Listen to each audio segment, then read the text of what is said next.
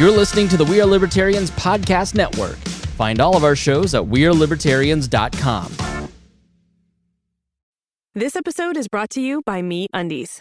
Underwear drawers are like the Wild West. You never know what you're going to pull out or what shape it's in. So upgrade your collection with the buttery soft comfort of MeUndies. MeUndies' signature fabric is as soft as a warm hug from your favorite sweater. Plus, it's breathable and oh so comfy, making it ideal for all-day wear. Get 20% off your first order, plus free shipping at MeUndies.com/Spotify with code Spotify. That's MeUndies.com/Spotify, code Spotify. Welcome to We Are Libertarians Daily. I'm your host, Sarah Brady Wagner, and today I am here with my friend David Fitzgerald. Hello, everybody. My name is David Fitzgerald. I guess kind of a quick background about myself.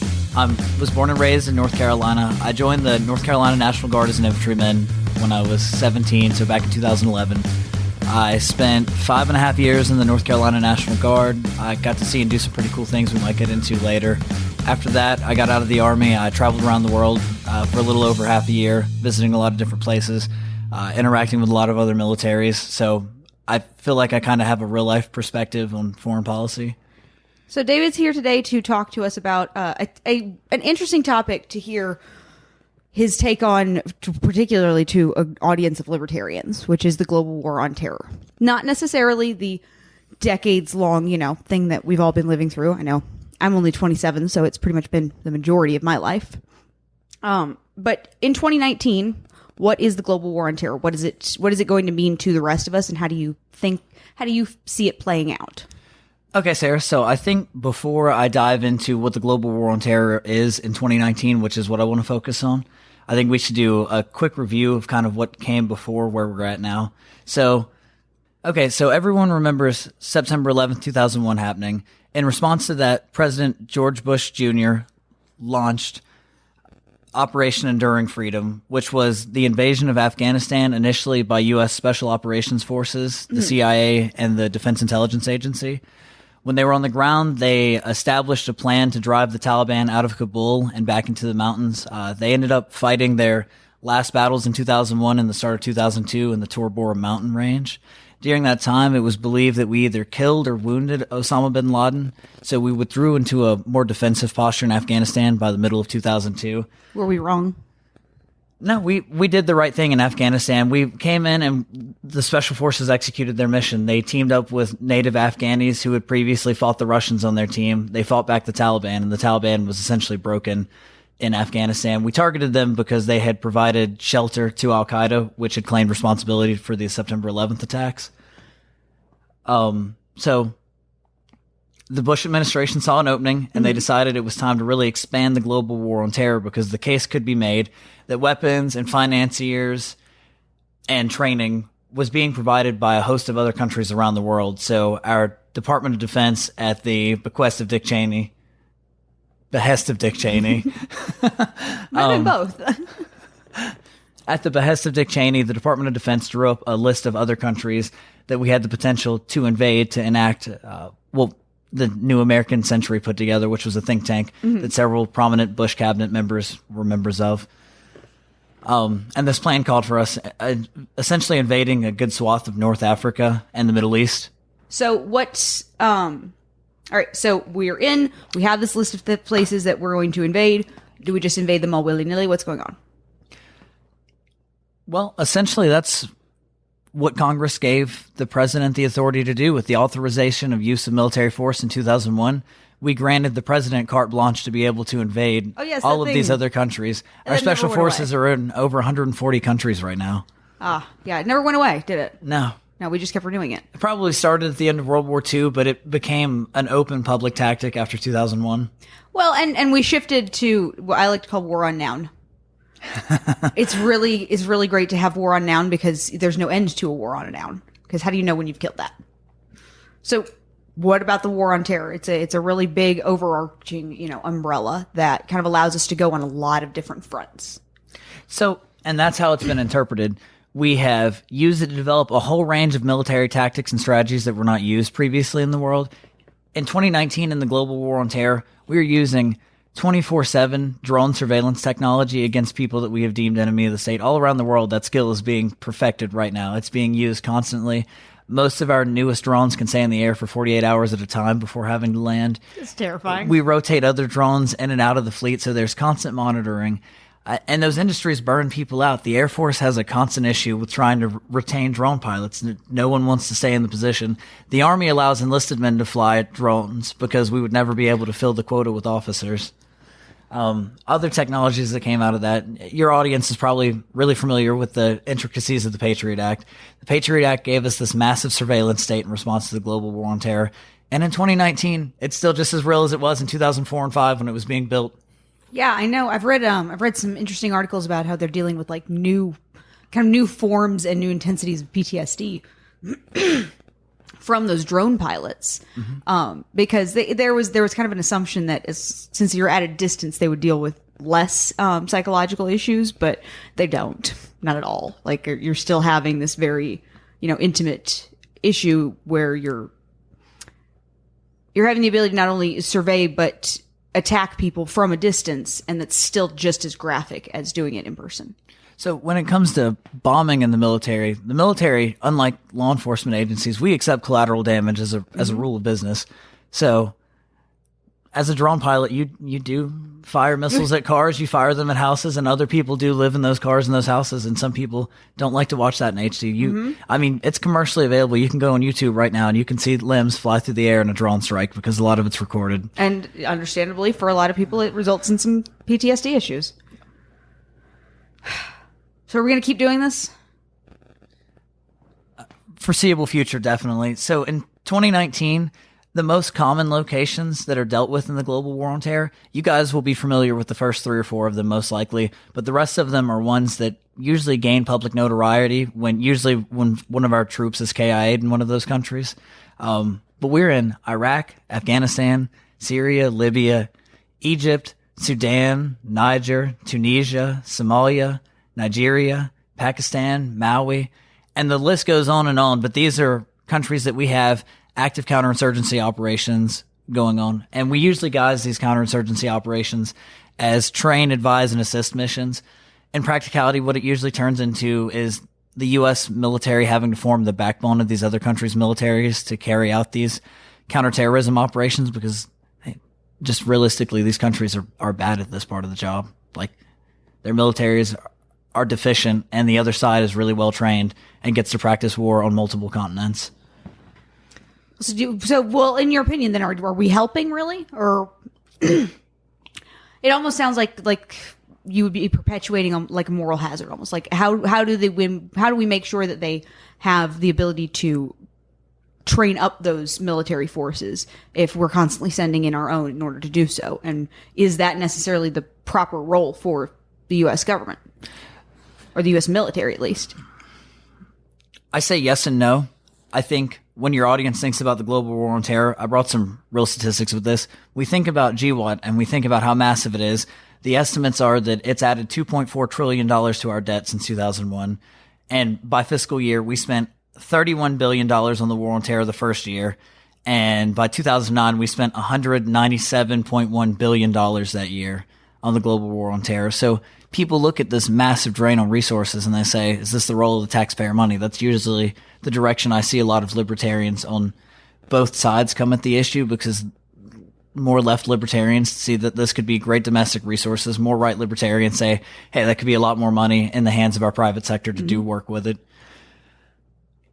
So I think honestly the right answer is a restructuring of how we spend our military and defense resources. We maintain this massive battleground infrastructure all over the world, but realistically we're in a ballistic missile age. We won't have large standing wars like that. This is kind of the ultimate checkmate, is that we can end the entire planet if anyone gets too cranky. So resizing and reshaping our forces to be able to help countries deal with internal issues without ourselves becoming like air support in other countries. I don't necessarily agree with us dropping ordnance in other countries. That's how we create a lot of the domestic terror, or a lot of the organic terrorism issues. Yeah, blowback is a real thing.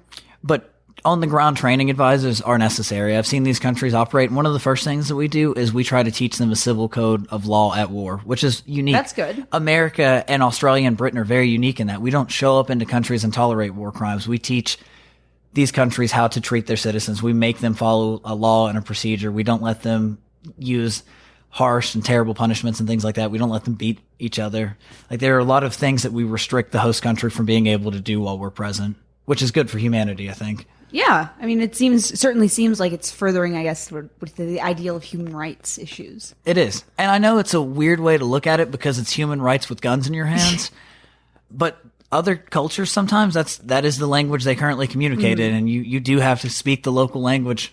Well, and if people are violating those rights with guns, then that's the way to defend. Well, I guess, yeah, my concern with the interventionism around the global war on terror has always been that terrorism in and of itself is always, it's homegrown in some way everywhere it is, because you're having people who are living in that community who are perpetrating these issues. Now, sometimes, yes, you do have people who are coming in from abroad, and I think that's becoming a greater issue. But how do we help the communities to deal with these real issues of like ideology in there? Like, you've got some people with some terrible ideas who are trying to force them on you in your community. How do we help to empower people to defend themselves rather than relying on the U.S. government to always do so? So now I'm going to ask you and your audience now to try to imagine something. So I've lived on the ground in third world countries with local villagers. We would just talk to people and they would let us stay with them. And we traveled through Southeast Asia, part of the Indian subcontinent that way.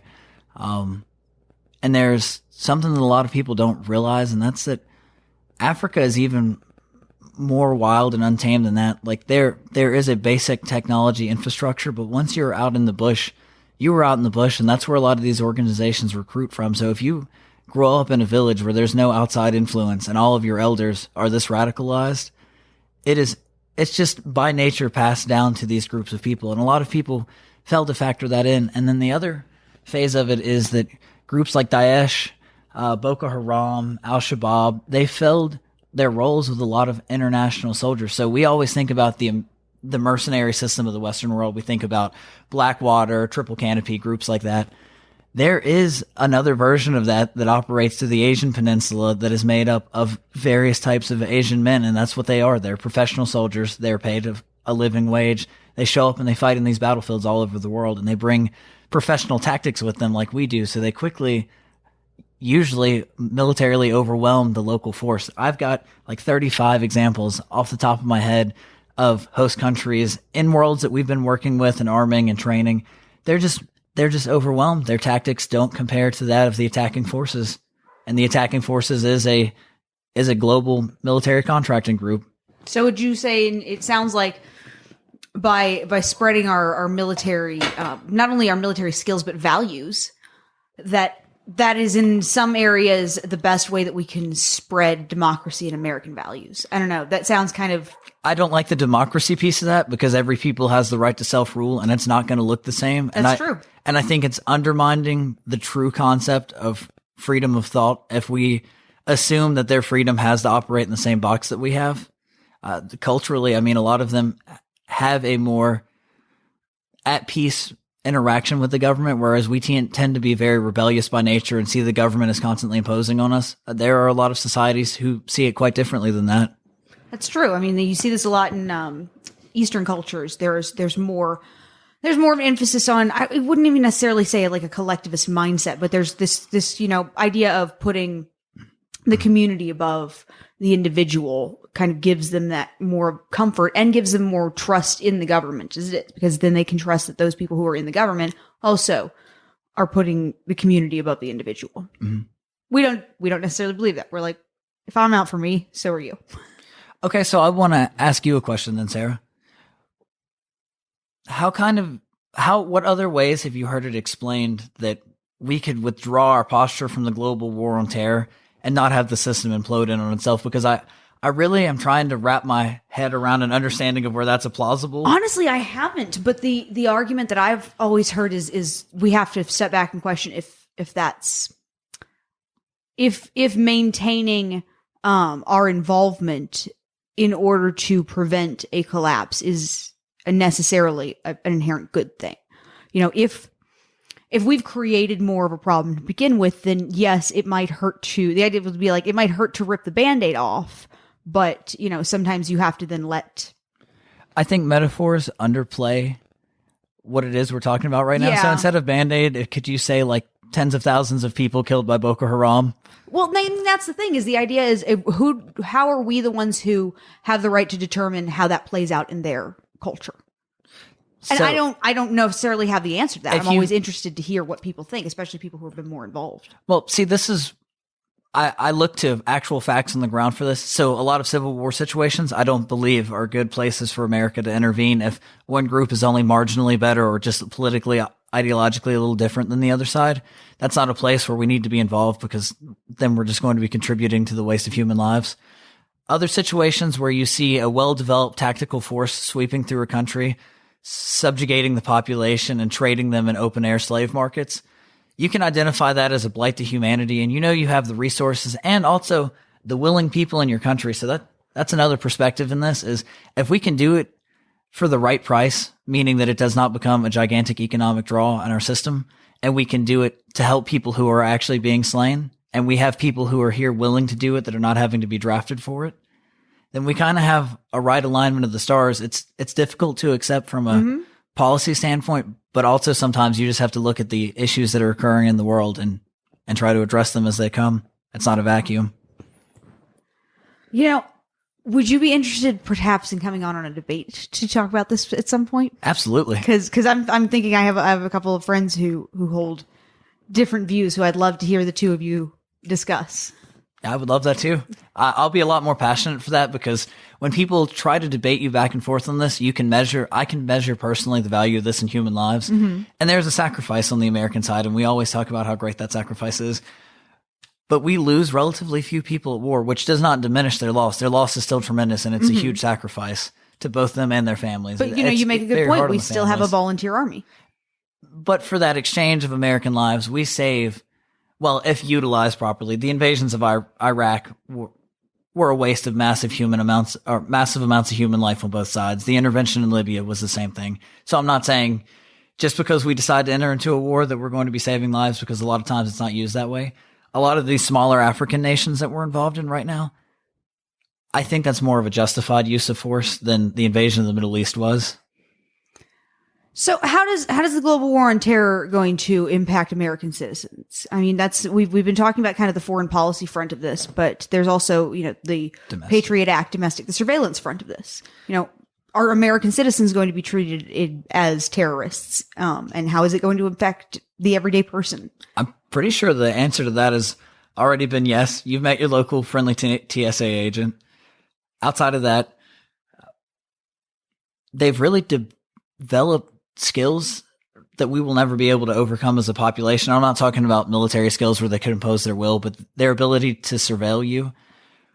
Unless the private sector provides something else for us that is far more difficult for the NSA to penetrate, they're working on it. We will never be free of NSA surveillance at this point, should they choose to use the machine against you. So this is kind of on us now to develop domestic policy to actually keep this in check. We don't have enough transparency in these agencies, and a lot of times they claim national secrecy as a reason, like National security. Yeah, there's another word I was looking for. I don't have it. Well, usually they claim confidentiality due to national security reasons. Yep. Can't reveal sources and methods. Yep. Oh, sorry. Everything's redacted. You know, this is actually something I've had some interesting debates with people about too. Is the how do you draw that line on that transparency? Because sometimes you do have to redact things to keep people from being put in harm's way. So I know that I've kind of done an excellent job so far of sounding like a military interventionist. I actually kind of want to talk about a philosophical and psychological thing that's happening domestically that I kind of would sound like I'm coming from the other side on. So we have developed, because in the world, it is a real thing that there are people who are jihadists and they self-identify as jihadists, and every day they wake up and they live their life in pursuit of the jihad. What does that mean? For anybody who doesn't really like, I think there's a popular like idea of that, but how would you define someone who is on jihad? So it's about advancing the will of their God. And I won't say his name just because I'm not from that particular sect. I don't mean any disrespect. So it could be something very simple and very friendly. Their job personally could, because they're Muslims who fall all over the spectrum. There are people whose personal jihad is to go out and be kind every single day so that people have a different perspective of what Islam is. And then there are also people every single day who wake up and build pipe bombs or build IEDs, or they train on their militia skills so that they will be effective fighters one day when it's necessary to wage their jihad against the West to advance a Wahhabist belief of Islam. So in America, we've kind of developed the opposite side of it. We have what I would consider a crusader segment of the population now, and they really break down in two separate categories. You have crusaders who join the military, or they become cops or firemen or EMTs, or they're otherwise civilian professionals who then dedicate a portion of their time to attending marksmanship classes, survival preparation type courses. They train in combatives with their friends. They work out regularly. They usually maintain pretty good physical fitness. That's one sect of the crusader population because they have been shaped by all of us growing up now in 17 or 18 years of war against the Middle East, essentially. We have seen that, and subconsciously we have really absorbed that and developed a we want to fight against something mentality, and it perpetuates a lot of the actions that we take in our physical lives. And I feel like there are a lot of conservatives out there, or conservative libertarians, who will identify kind of with that part of the crusader message. And then there's an opposite segment of the crusader population where you have become addicted to first-person shooter video games, and everything is #operator. And you want a keyboard warrior really hard about what the Middle East is doing. And I don't disagree with this segment of the population either, because a lot of times they genuinely are trying to advance the message, just usually through memes, not so much actions. Yeah. So we now really do have a world where there is a jihad population in the world, but also a Western crusader segment of the population too. We got to come up with some new front. I like the crusader segment. So you've got SJWs and you've got crusaders. Maybe we could come up with a fun acronym for that too. But I think you could even make an argument though that everybody's just going for their own version of what they think justice is. So everybody is their own version of a justice warrior. You're right. I feel like our society really encourages us to take a stance strongly about something now. Yeah. Which is better than not standing for anything. That's true. It's virtue signaling taken to a whole new level. Well, is there anything else that you wanted to make sure to touch on, or fun information? Or I'm really glad that we had this conversation, and I think it can lead to some fun topics down the road. Okay, cool. I want to get into a couple just real life examples of the global war on terror exemplified. They're kind of humorous. So George W. Bush announced the invasion of Iraq on March 20th, 2003. By May 1st of 2003, George Bush gave his mission accomplished speech from an aircraft carrier. Yeah, that's one of the most famous moments. So, and technically he was right on one front. The American military had essentially by itself, only 2 other countries decided to join us on the invasion against Iraq. The UN voted it down and told us not to do it. We engaged Iraq. We destroyed their entire army in approximately 21 days, but we waited 2 months to give the mission accomplished speech. Then a massive insurgency grew in Iraq, and here we are today, still in Iraq. Mission accomplished. But very similarly, in the following administration, President Obama in 2010 states that we have achieved our mission in Iraq and that combat operations are being brought to an end. We even launched a new title for it. We called it Operation New Dawn because it was a brand new Iraq. Meanwhile, there was a group of Green Berets who were planning to launch a raid 4 hours after Obama gave the speech that we had officially ended combat operations in Iraq. So are you saying that executives like to make broad sweeping claims for perhaps maybe the glory rather than the reality? Yeah, I believe President Trump has now to be very fair, President Trump has now taken a swing at this, declaring ISIS defeated, when in fact Daesh has mostly just shifted gears. It's diverted a lot of its resources and its technical training to African countries now, where it's having more success because the Middle East became essentially too hot of an area. You can't fight 2 world powers at the same time. With Russia and Iran fighting Daesh on the ground in Syria, and America and our allies and the Kurds fighting them on the ground in Syria and Iraq. There was nowhere for them to operate in that battle space. They were just being overwhelmed. At the end of the day, people are going to protect their own lives. They're going to flee when it becomes inevitable. Unless they can't. Then, and a lot of times these battles, they will strap suicide belts to themselves and go detonate. Gosh, it just reminds me we'll have to record another podcast on refugees and at another point. Oh, come on, I like discussing with people who have Mixed bag. Yeah, I mean, I think that's I always like to say, if you're not confused, you're probably not thinking.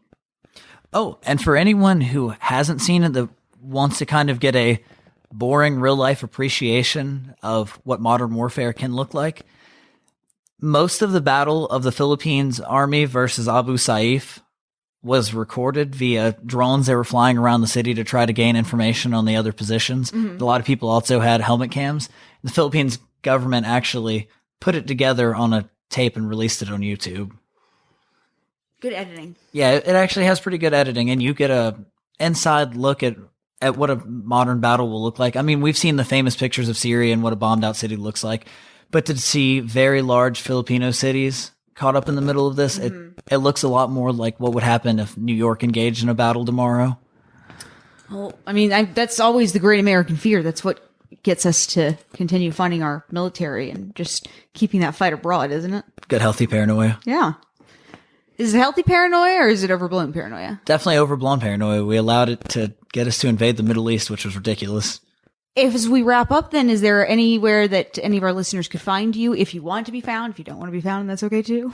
I'm pretty cool with not being found. Okay, all right. Well, so do not find David, but we'll be sure to have him on to discuss more foreign policy issues. It's important to have that kind of perspective of someone who's been on the ground. I'm just kidding, guys. Sarah will probably have me tagged on Facebook in this. Thanks for having me, Sarah. Your guests are awesome. Appreciate this.